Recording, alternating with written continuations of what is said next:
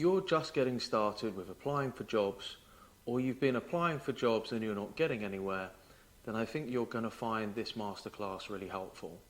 In 2023, I held a small paid masterclass called Application Success Secrets, which laid out 11 secrets or steps that the audience could go through to massively increase their chances of success when applying for jobs.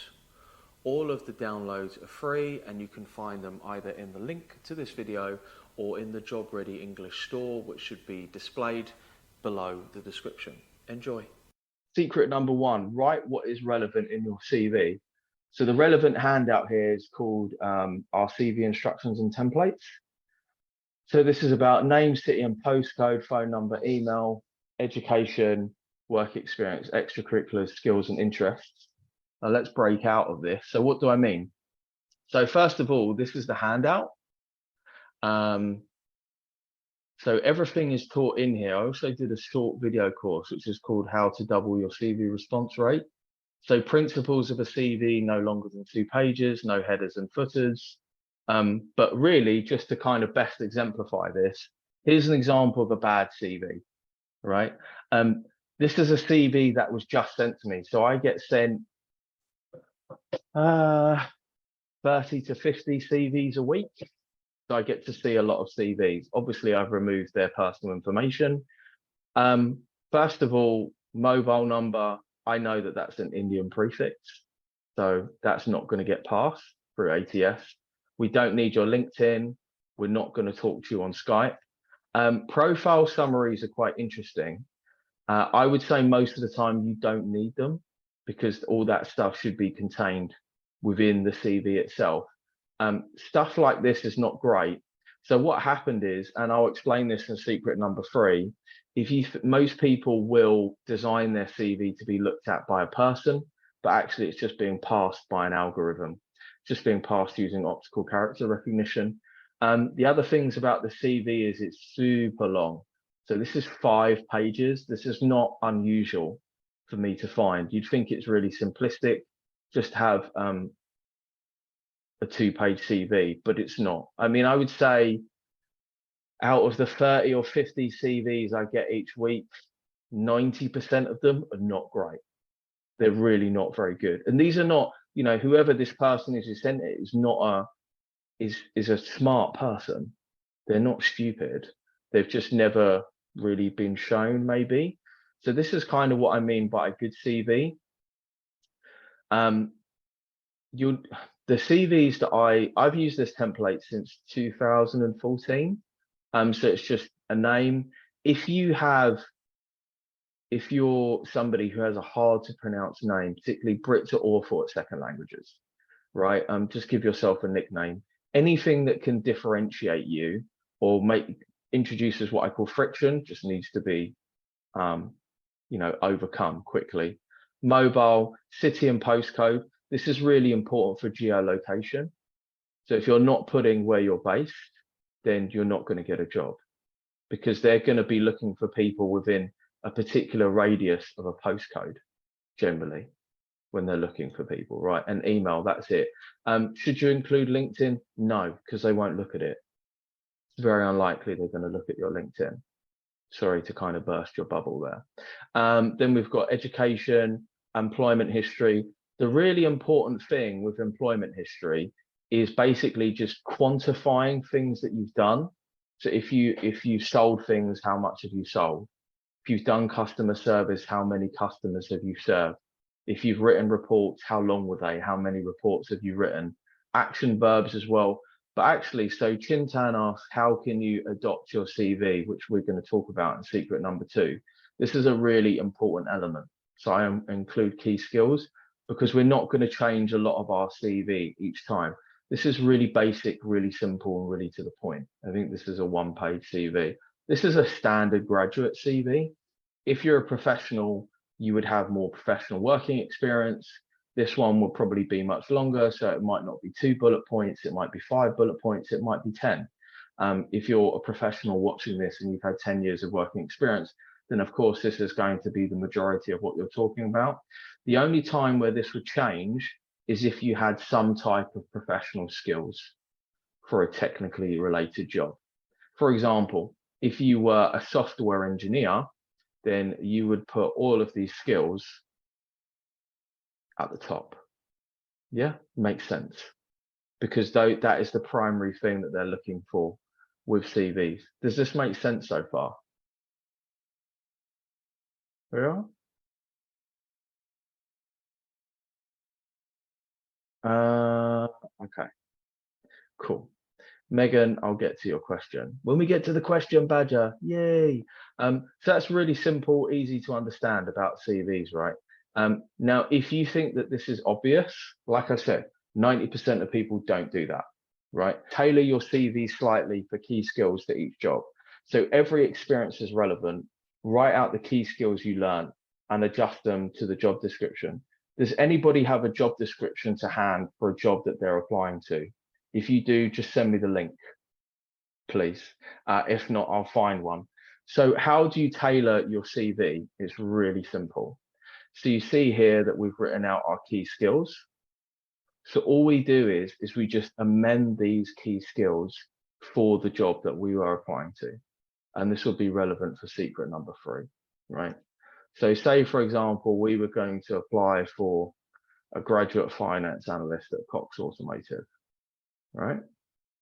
So you'll see here, if we go through this job description, objectives for the role, skills, knowledge, and experience. So they want good financial acumen. Cool, we'll put that in as a key skill. Highly numerate, that's a key skill. Advanced Excel, that's a key skill. Strong written communication skills, that's a key skill. Does this make sense? Right? Most people won't do this. Once you figure out how to do it, it's really very simple. A lot of these are repetitive, like interpersonal skills, ability to work to a strict deadline. But a lot of people will just send CVs, the same CV over and over and over again, completely ignoring this part of the job description. A question sometimes that I get asked is say, well, what if the job description is really short, really vague? Just look up this job and find a job description that is helpful, that can match for the keywords. Yeah. So that's exactly how you would change it and adjust it for each different job description, because essentially that's all employers are looking for. They want a CV that matches the skills and experiences that are required. That's how you get people to say yes to you. Your CV gets passed by robots and not humans. Has anybody heard of ATS or an application tracking system? Oh my God, people are saying yes. Yeah, cool. Awesome. Thank you for the interaction, guys. So an application tracking system is basically pretty much all, I would say 97% of companies use an ATS. There's no person sitting there looking at your CV, right? All the ATS is trying to do is looking for a percentage keyword match. Once you understand this, it should completely change the way that you apply for jobs, right? A robot does not care what your CV looks like, does not care that it's pretty, does not care that it has a photo, it has a pretty header and footer, that you have arranged your skills using funny diagrams. All it is sophisticated, is optical character recognition and an algorithm. That's it, right? So how can you adjust to this? So you can use software or just do it by eye. So there's a couple of different things that you could use. Whoops. You can use JobScan. JobScan is probably my favorite. So let me just show you this. I'll put it into action. So let's take Sammy's CV.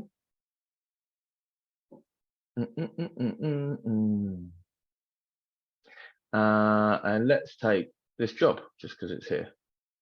Whatever. So all we want to know is how good a match would we be, right? So pop it in here, scan it.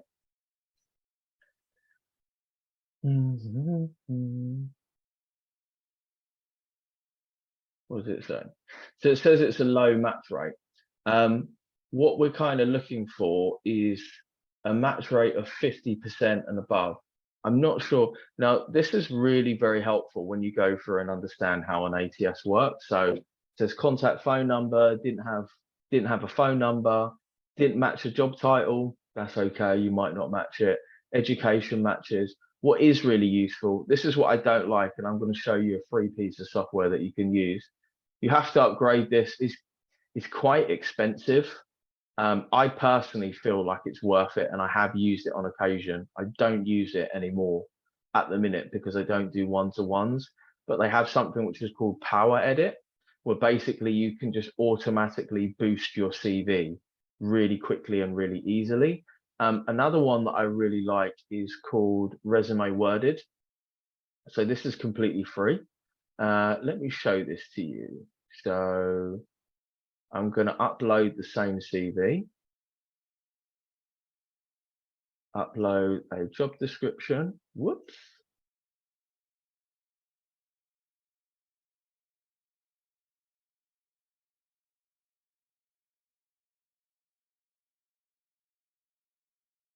Start targeting.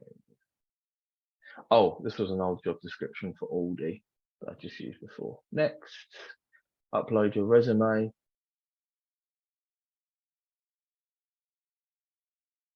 I love this. This is so cool.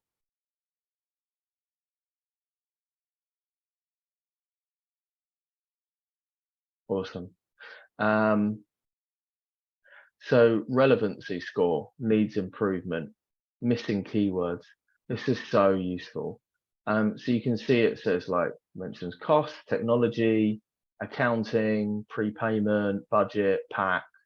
So for the sake of argument, right, just to show you what a difference this makes, I'm just going to copy and paste this and do something which is known as keyword stuffing, but you shouldn't do this. Going to save this again.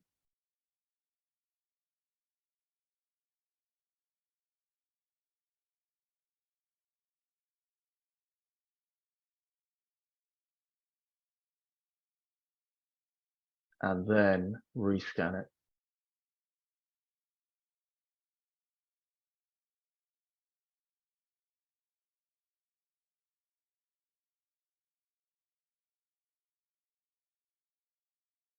So what did we get before? Like 36? Something like that. What have we got now? 59. That's the difference. That took like 2 minutes.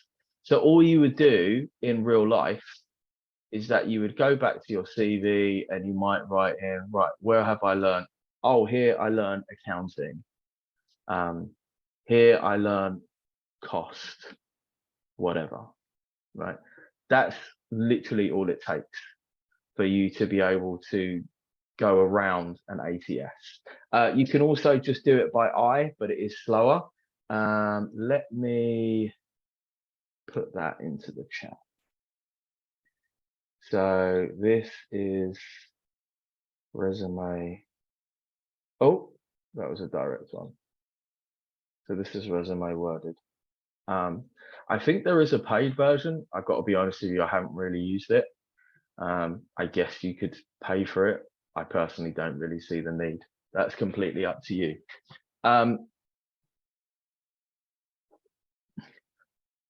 So you can do it by eye. So just doing it by eye is literally just going through the job description and just bullet point by bullet point and just going, good financial acumen, cool, I'll add that.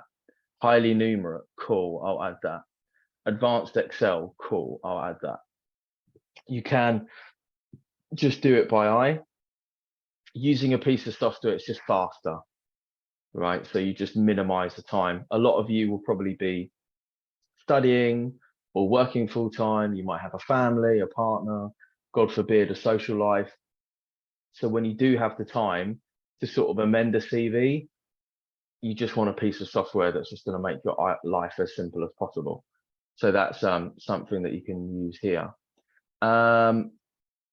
So any questions about that? So Megan asked, how many bullet points per job position? As many as is relevant. So in the in this handout, I basically said, what did I say? 2 to 3 lines. That should be enough. It depends on how long the work experience is, how good it is. Ranjit asked, how efficient is this? Our university provides this for free. I don't know. I mean, you just saw what it did. I don't think it's really that different in terms of efficiency. If your university provides it, cool, use that. Mel says, what should we put under address if we don't live where we're trying to get a job? Yeah, so that's an interesting one.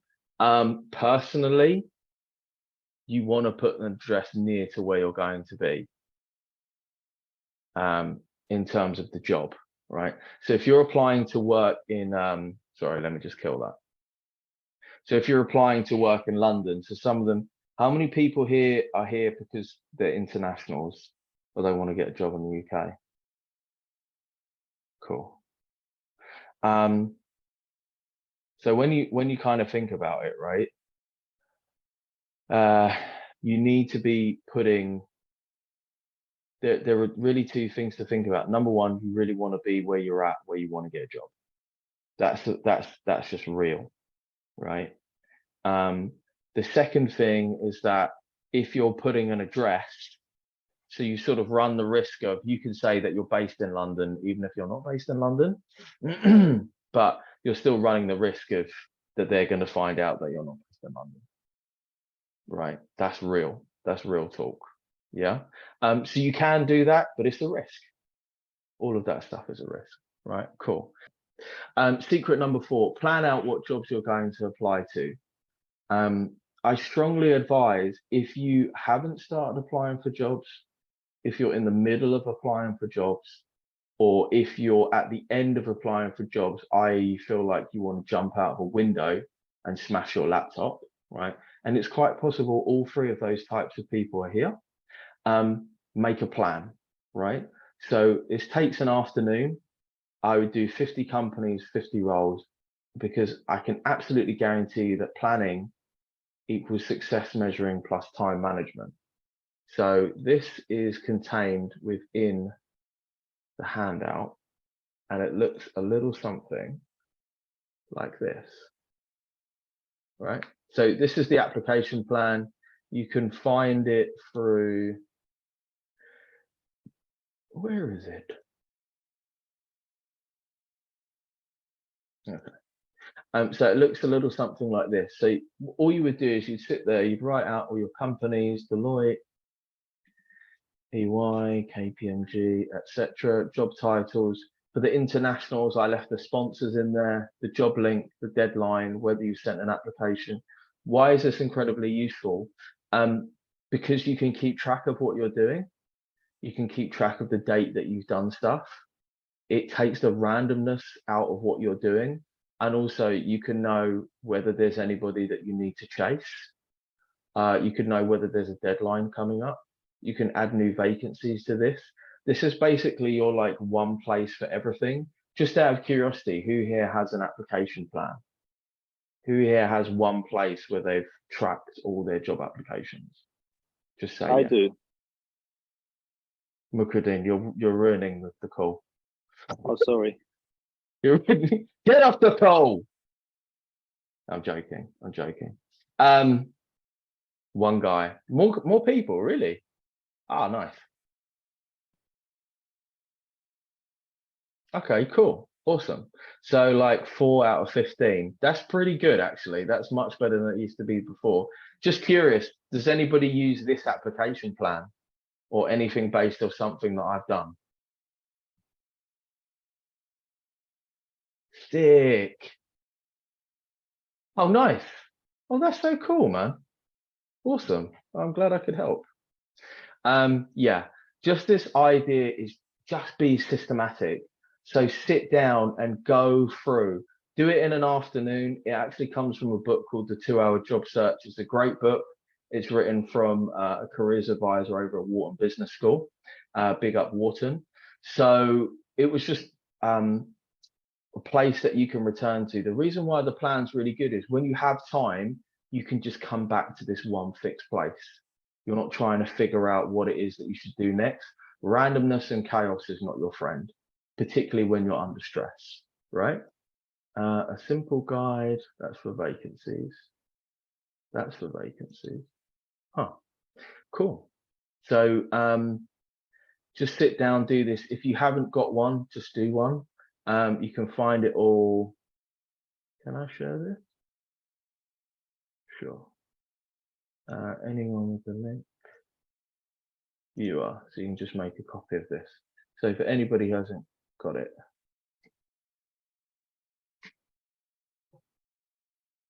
Chintan makes an excellent point. He talks about consistency, which is something that we'll come to. All of these things are tools that put together create success, right? That's all I'm here to do, is just to give you tools that you can then action. Awesome. So that next thing is systematization. So you want to assume that you will not do stuff, right? If there's anything that I've learned from working with a lot of people, is that they'll go, I struggle to be consistent. I struggle to find the time. I'll do it next week. I'll do it tomorrow. I mean, these are people who would pay me anywhere between £5,000 to £16,000, right? So it's not just a you problem. These are people who paid an enormous amount of money for my help and still couldn't be consistent, right? And they had all the resources at their disposal. So you want to systemize your applications for the minimum possible time. If anybody's ever read the book Atomic Habits by James Clear, there's something he talks about, like 5-minute habits, right? So just trying to make the minimum amount of time possible, or the minimum benchmarks for success that you can repeat for 1 to 6 months. On average, finding a job takes 3 to 6 months, just so you know, right? That's probably something that nobody else has ever told you, but it's really important to have that in mind, so you can visualize the fact that this is a marathon and not a sprint, right? And you can just answer these questions. How many applications can you do a week? How much time do you actually have? Now, this is a genuine question, right? Because sometimes I'll ask people, say, how much time do you have? And they go, oh, I've got like 8 hours a day, but they don't, right? Because they like to watch Netflix, they like to play video games, they like to see their friends, they want to see their boyfriend, girlfriend, they've actually got a part-time job, they need to talk to their mum and dad every day. There's no judgment here, but the point is, how much time do you actually have? And really importantly, how can you habitualize this and make it into a ritual? So when do you have free time during your week? So you could turn around to me and say, look, I could do the minimum amount, not the maximum amount. You say, look, I could do 2 applications a week, 1 hour for 1 hour every Wednesday evening. And I'm like, cool, can you do that for the next 6 months? If the answer to that question is yes, then put that into your calendar and block out that time. Just be reasonable. Don't overreach initially, because that's how people burn out. Just set a minimum baseline for consistency and then build upon that foundation. I'd say once you've done that 2-3 weeks in a row, you will naturally build upon that, but don't start by saying, oh, I could do 8 hours every Sunday, which is just mental. Like, you're not going to do that. Don't set yourself an impossible task which you cannot meet. Social media also doesn't really help, right? In that respect, when you think about hustle culture and people working 100 hours a week, but there was a time when they didn't do that. Everyone has to start somewhere. And if you're not being consistent, then make it simpler, make it easier, make it smaller. And the final question is, how long does it take you, spelling mistake, to do an application? Some people, it takes them half an hour. Some people, it takes them 3 hours. There's no shame in this. Again, just be honest with yourself. Don't set yourself up to fail. So if you're saying, I can do 1 application a week because it takes me 2 hours to do an application, if I had to fill out forms, if I had to do a cover letter, if I had to redo my CV, cool, then just do 1 application a week. But just be reasonable with yourself. Because once we've done this, so once we've systematized the process, then you just repeat. You don't worry about the result. You just worry about every Wednesday evening for an hour, I'm going to do my applications. Done. Next Wednesday evening, I'm going to do my applications. Done. It's just a system. It's not about the goal. Yeah, just this idea of systems thinking over goals. Okay. So the final thing is cover letters. So a lot of people, who here struggles to write good cover letters? Just say yes. Yeah. Okay. Cool. Yes. Yeah. Cover letters are super time consuming. A lot of people, there's a reason why people will send the same cover letter over and over again. It's not laziness. It's just they find it agonizing to write cover letters every time. So you'll have this handout, right? Which is, I can close this now. Goodbye, goodbye, goodbye. Ah, where is it here?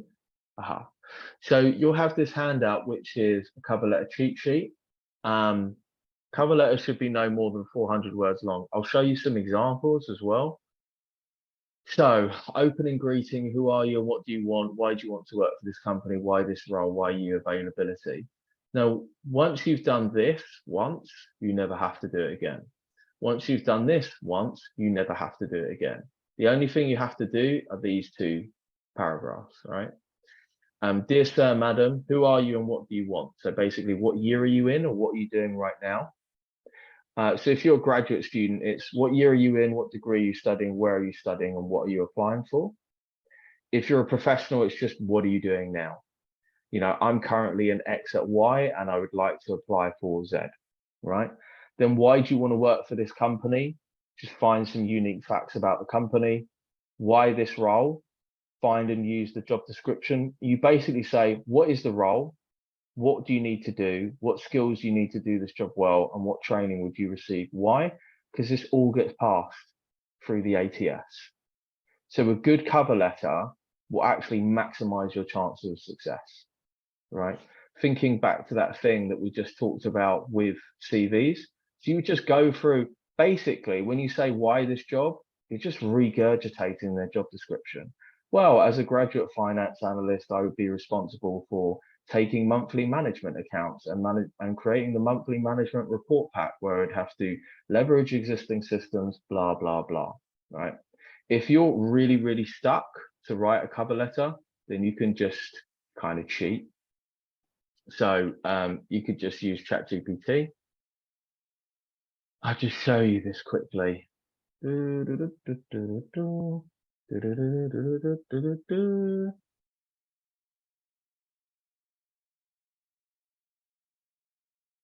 Oh, Abigail's back.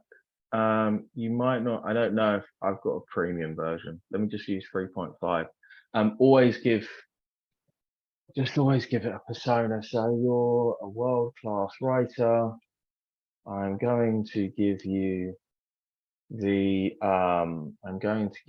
a job description, which I want you to reword into a paragraph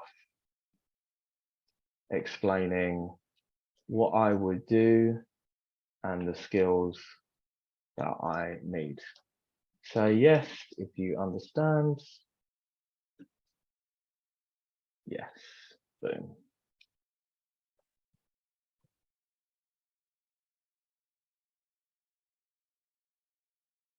No. Okay. So it didn't quite get this. So make it shorter and I'll be a graduate finance analyst.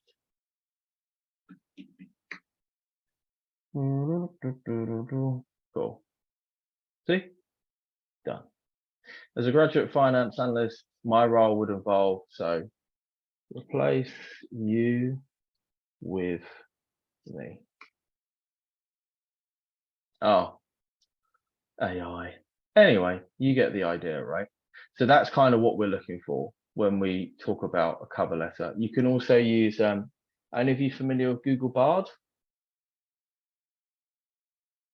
Google Bard's amazing. I really like it. Plus it's free. Oh, I can't use this because it's a business account.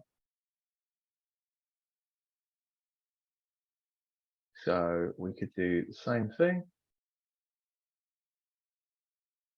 It will give you a slightly different output. Yes, I understand. Cool. I've got it. Give it the, what's its face? See what Google comes up with.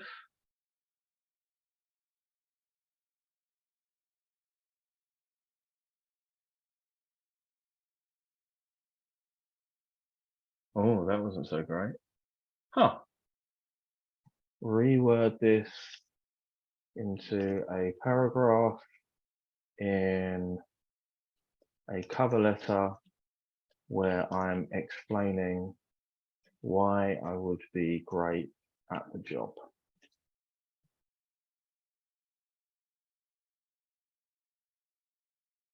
Nice. That's pretty cool. Chop and change some stuff out. I love AI for writing, but I think it's not a perfect process, and you need to practice with it to tweak it. So sometimes it's just quicker to write it for yourself. Anyway, going back to the CV. So why this role? What is the role? What would you need to do day to day? So what does this look like? Kind of looks like this, right? So dear blah, I'm currently studying X at Y and I'm writing to apply for Z. So this is for FDM. FDM is one of the leading IT service companies, over 10 locations. 5 facts about the company. Working as a finance assistant in the finance team, would focus on preparing accounting journals to high level of accuracy. I would also be responsible for X, Y, Z. To carry out this role, I would need to have 3 or 4 skills done. Yeah.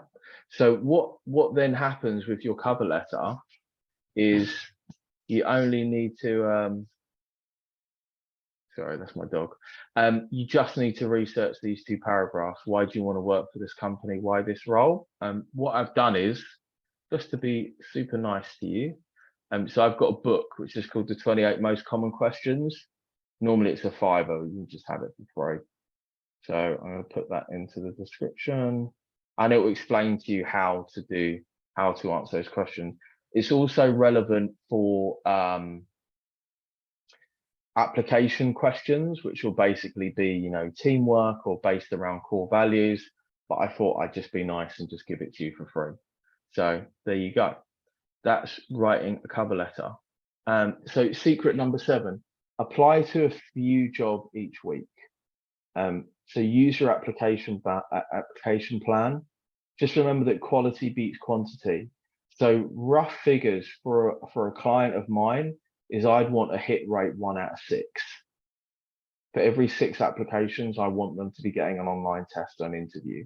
If not, then we would review that process and I would understand what is wrong. And always apply directly at the source. I'm going to show you what I mean shortly. Do not apply through jobs boards because you're going to get screened twice. So filling out the application questions, I've sent you over the 28 most common questions answered. That will help you to answer most application questions that you're going to get, right? I'm going to give you a bit more detail on this one. So apply to the latest vacancies sent to your inbox. How many of you, what do you guys use to look for job vacancies? I'm just curious. How are you finding your job vacancies? LinkedIn, Indeed, JobScan, CV Monster, your university, Indeed, LinkedIn Monster, LinkedIn Target Jobs, Indeed Bright Network. Yeah, cool. Yeah, so pretty much the same. Right, most people use Indeed, right? So I just want to show you something. So first of all, right, here's Indeed, right? Oh, some more responses that turned out to be, okay, cool. Career fairs, okay, that's interesting. So say for example, you want to be, somebody said that they wanted to work in accounting graduate, right? So you look for accounting graduate in the UK. That gives you 483 jobs, right? So first of all, you only want jobs that have been posted in the last 7 days. Why? Because this is something that you're going to do every week. So once you've done this, you can send yourself a custom alert. So you could actually just get a custom alert for stuff that's sent every day. You only want jobs that are posted by employers, not by recruitment agencies, particularly if you need a work visa. The job type must be full-time, and then kind of there we go, right? So that's shorten it down to 22 jobs, and then you can set this as a custom alert to send to yourself. Why do we not apply for jobs that are older than 7 days, apart from graduate schemes, I have to add, which have basically a large amount of, or they might have tranche vacancies. The reason being is the best way, the quickest and easiest way to get a job, just be first. If you think about this from an employer's point of view, they want to hire most people now, apart from if they're a Times Top 100 graduate company, right? So the best way to get a job is just be first. Just be the first person that applies for that job, because you've just got a greatly increased chance of success just by being early. Do any of you guys use Google Jobs? Just wondering. Google Jobs is amazing. So most people that I know would use Google. I always get people to, it's also called Google Careers. The reason being is like everything goes through Google. Oh, not Google Careers. So Google Jobs is really cool. So let's look for finance graduate. So you can search by particular keywords, date posted, past week, location. So you can look within a specific location of where you're based, the company type that you want to apply for, the employer. You can also search by particular names of employers. You can also add stuff which is there.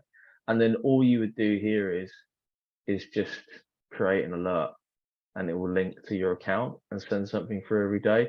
It's not perfect. You'll get duplicates, but it's pretty damn good. If you can use Google first, I always would recommend doing this. I think it's really very useful. And from this, what will happen is that you should always have more vacancies than time.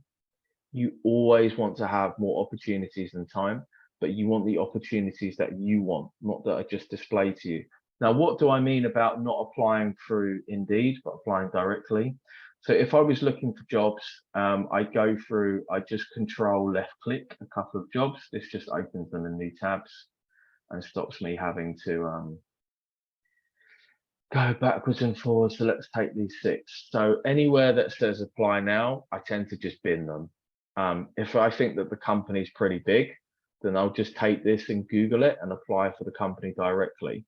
Why is that? Because I don't want to get screened twice. So Indeed will screen me, and then the company will screen me. I don't want that. That's like double the competition for myself. I might as well just go straight to the source. So I just go and look up these guys, apply now, apply on company site, amazing. So I can just use Indeed to do the hard work for me. And then this is finance and accounting specialist for a recent graduate at Procter & Gamble. That seems fine. So then I can just go and apply for this job directly through Procter & Gamble. Why? Because I only get screened once. Yeah, same. It applies to for like 4 to 6 jobs a week. It doesn't sound like very much. Some of you are probably going like, oh, I'm applying to like 50 jobs a week, 100 jobs a week. I already know if you're applying to like more than 10 jobs a week, those are probably low quality applications. You're probably just doing one-click apply. Bright Network is really cool, like definitely something for that. But again, I don't like to compete. I don't want to compete with any people. I don't want to get sifted and sorted by Bright Network. I definitely don't want to compete with those other students. So say, for example, this is round, let's have a look. So DARE graduate trading analyst, graduate trading analyst. I just go and apply to them directly. I don't want to get screened by Bright Network. I don't want to get screened by anybody. I just want to apply to the job directly. And they are more likely to employ me if I apply to them directly because they're not having to pay a third party fee. Right. So it's a win-win all round. I'm much more likely to be seen if I apply to them directly. I hope that makes sense. Yeah. Set your alerts. It's worth spending the time to refine your search initially. This might take you about 25, 30 minutes. And what I mean by refining your searches is that you might say accounting graduate, and you might use a Boolean search, right? Not finance, not whatever, or and. Yeah, if you don't know how to do a Boolean search, just look it up. It'll make your life a lot easier. Yeah. You could set it for a particular location. The only refinement if you're an international is you'll just want to use this. All right. So just use sponsortier2.com. I don't know if you guys know this, maybe some of you do, but if you looked up, so I'm just thinking about somebody who mentioned Ireland. Maybe you're looking for finance. Oh, there are no finance companies in Ireland. That can't be right. This is weird. Oh, huh. There's only 15 sponsors in Ireland. That can't be right. You can actually just download a CSV and just get it sent straight to your email. So you can look by industry and also location. I'll show you. That's really useful for internationals. So I do know that we need to update this. And then it looks something like this. Wow, there's really only 15 sponsors in Ireland. That's nuts. It's weird. Huh. Maybe because that's where they're registered. But maybe that's where because their main company is registered in the UK. Huh, who knew? Cool. Let's just talk about online tests. So assumptions crush dreams. The basic rule of thumb for online tests, particularly for graduates, is just logical, numerical, and situational judgment tests. First of all, what I would do is just set a benchmark. So I take one logical test, one numerical test, one SJT. Whatever you score the worst in is where you need to start doing the work, right? Do the worst one first. Most people will obsess. What's the kind of score you're looking for? 6s and 7s out of 10. Ideally, yes, you'd want to get 7, 8, and 9. But I think, again, remember about the fact that you've got a limited amount of time and try and do a test a day. Most importantly, when you fail a test, try to review why you failed. So most people struggle with situational judgment tests. And I always say to them, did you read the explanations afterwards? And they'll say, oh no, I just tried another test. Try to understand why you failed. That's going to help you to succeed, right? Most people won't do that, and that's the reason why they continue to fail. Yeah. Online tests in essence are not that difficult, but what most people struggle with is time. Yeah. So that is in your. So did a handout for this, which is called Crushing Online Tests.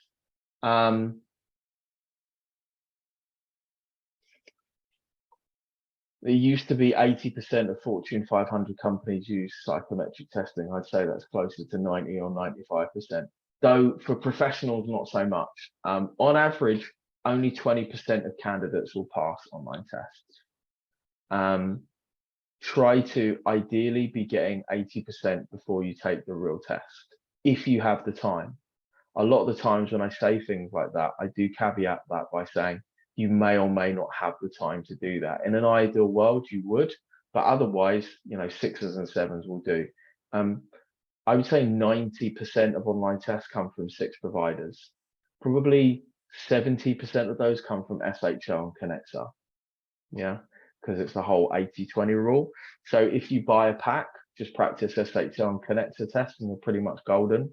Some of you may also be familiar with gamified tests. PwC does them, Deloitte, Deutsche Bank, and also job simulations. I recommend that you use Graduates First. It's quite good. A lot of universities provide that as well. Most of the time you get 3 to 7 days to submit your tests, which is why this is something, if you're applying for a graduate job, you want to start getting ready now, because if you just get ready when you get the test, it's probably going to be too late. How do you prepare? Just do a test a day. One thing that I would say about online tests is it's really boring. It is boring. It's not sexy at all. Doing one online test at a time, but just do the tests over and over again. You will get better. It's like riding a bike. Once it clicks, you never go back. So my experience of working with clients is once they get it, they just get it. They don't have to, sort of redo it over and over again. Once you get logical, you get it. Once you get numerical, you get it. Just buy a pack of online tests, please. Don't waste time trying to get free tests.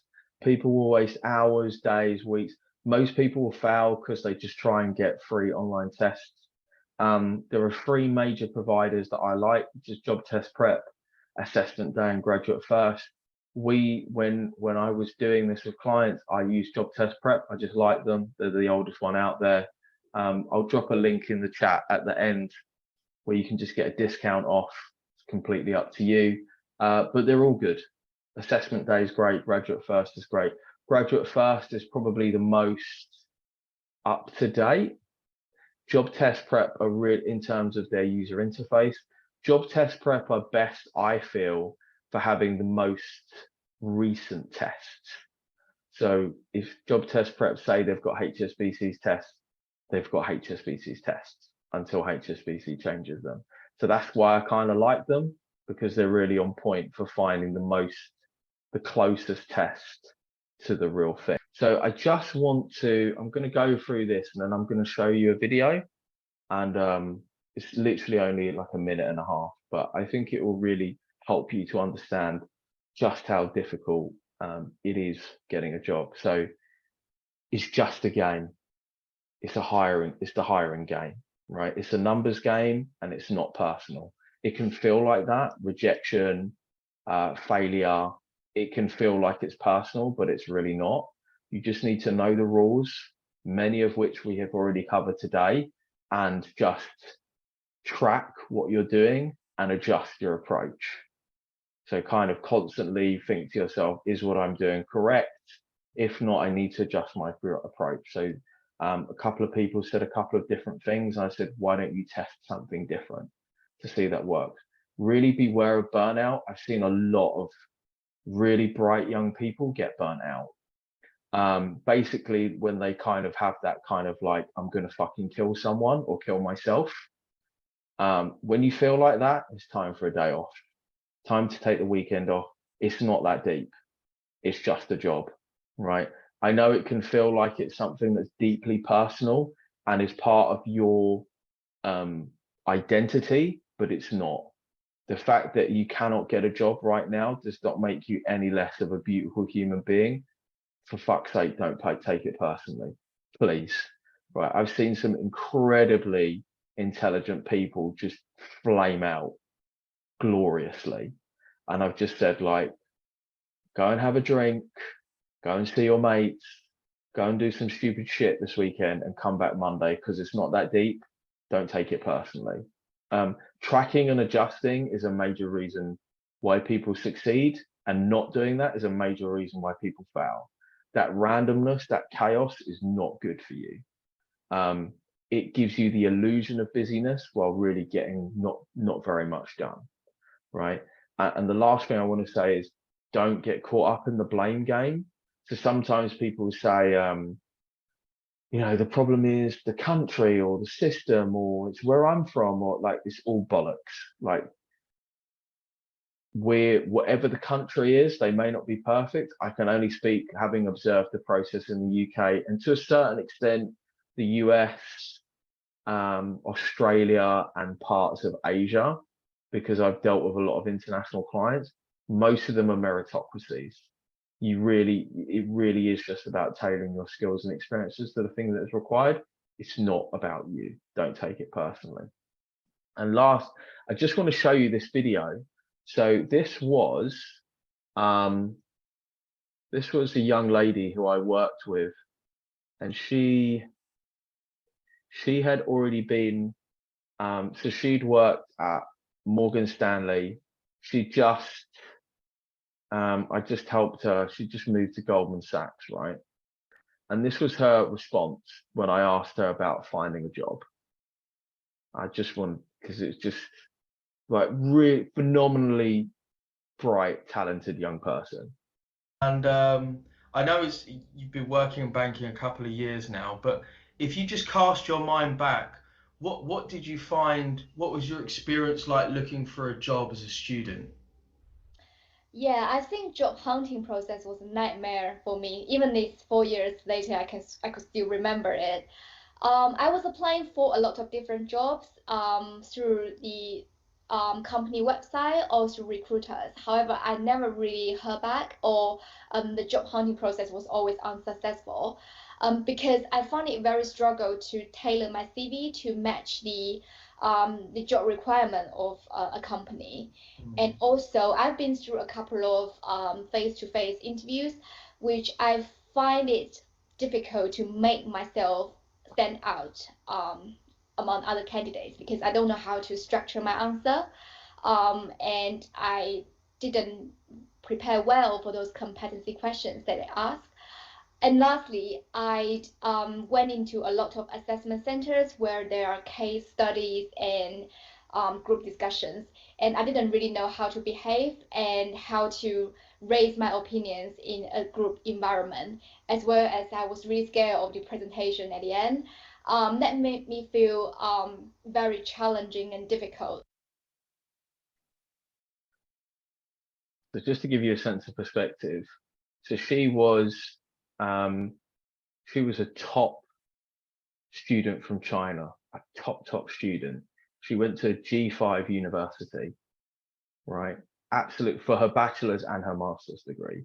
So she is probably like 0.001%. After the call, she said to me, even now, she's working at Goldman Sachs now, right? And she said, finding a job, finding her first graduate job was the hardest thing she's ever done, right? So if you feel like it's hard, this is what hard feels like. And it's not just you. It's not that you're not good enough. It's got nothing. It is hard. It is difficult, right? And I wanted to share that with you because sometimes we can be left feeling like is there something wrong with me?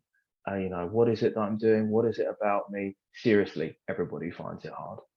If she finds it hard, you'll find it hard. And I've observed many people just like her, just like you, also find it hard. This is what hard feels like, right? Cool. So just finally, I just wanted to answer some FAQs. What about LinkedIn? Can I get a job on LinkedIn? Yes, you can. If you want to use a content strategy. If you just message people randomly on LinkedIn asking them for jobs, no one's going to reply to you because it's super annoying. There is something in the pack which is called, there's a free ebook, which is literally called How to Find a Job on LinkedIn. And I gave that to you for free. So I'm not going to explain to you how to do that because you can just go and read it and figure that one out yourself. What are the best industries to work for? Finance, tech, and engineering.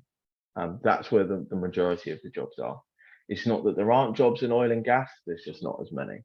It's not that there aren't jobs in manufacturing, there's just not as many, right? I'm not in the UK, but I want a job in the UK, then you need to be in the UK. That's the bottom line, particularly post-Brexit. I've done everything, but I'm still not getting anywhere, then get some professional help.